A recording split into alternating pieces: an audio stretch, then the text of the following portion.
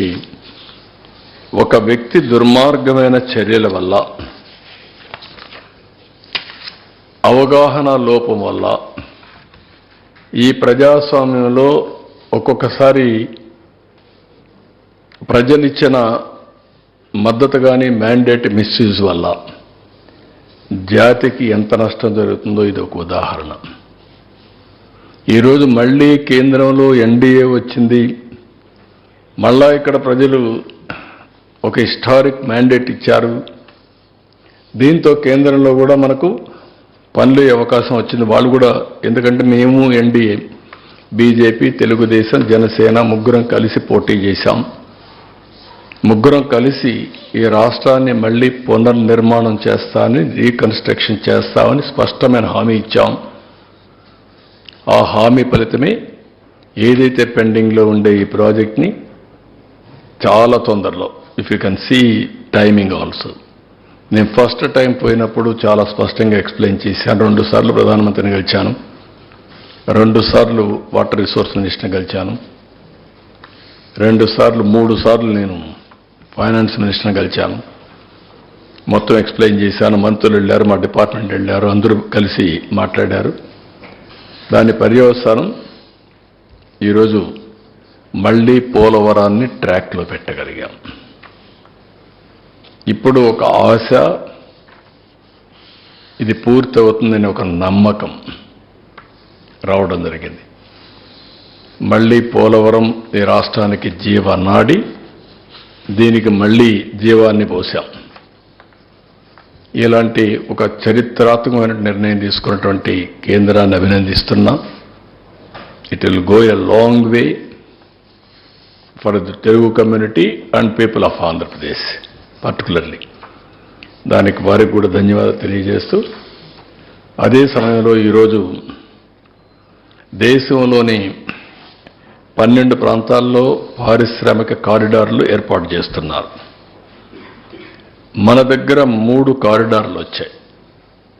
Visakhapatnam Chennai corridor, Bengaluru Chennai corridor, Bengaluru Hyderabad corridor, 3 corridors వచ్చాయి.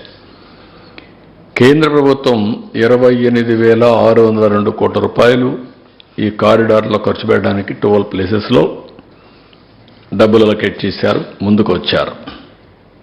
ఇక్కడ ఉద్యోగాలు, ఉపాధి కల్పించాలనేది మెయిన్గా.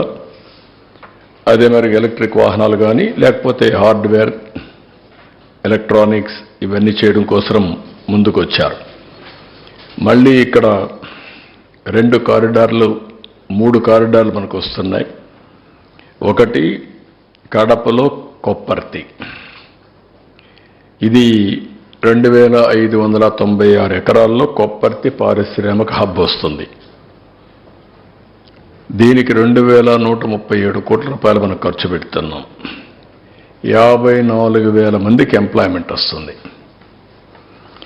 రెండోది కర్నూలు జిల్లా ఓర్వకల్, ఇది 2,620 ఎకరాల్లో ఓర్వకల్ పారిశ్రామిక హబ్.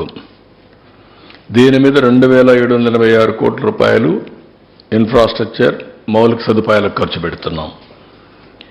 దీంట్లో 12,000 కోట్ల రూపాయలు మినిమం పెట్టుబడులు వస్తాయి. 45,000 మందికి ఉద్యోగాలు వస్తాయి.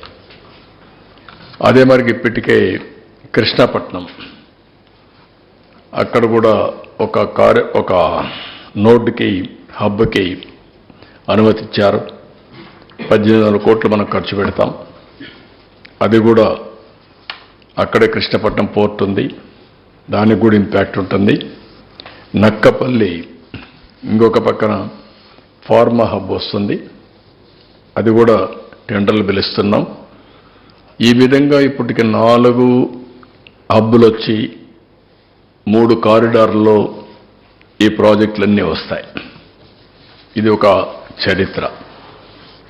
ఇప్పుడిప్పుడు మళ్ళీ డెవలప్మెంట్ కానీ, ఇక్కడ ఇన్స్టిట్యూషన్స్ కానీ, ప్రాజెక్ట్స్ కానీ ముందుకు పోయే పరిస్థితి వచ్చింది. దీనికి కూడా నేను కేంద్రాన్ని మనస్ఫూర్తిగా అభినందిస్తున్నాం. ఈ కేంద్రం దగ్గర ఇప్పుడు అనౌన్స్ చేసిన 2, ఇంత మునుపు అనౌన్స్ చేసిన 2 ఉన్నాయి, 4 ఉన్నాయి. దానికి కూడా మనస్ఫూర్తిగా అభినందిస్తున్నాం. ఇవన్నీ పూర్తి చేసుకుంటే ఇక్కడ ఎంప్లాయ్మెంట్ ఇంకా ఎకానమీ కొంత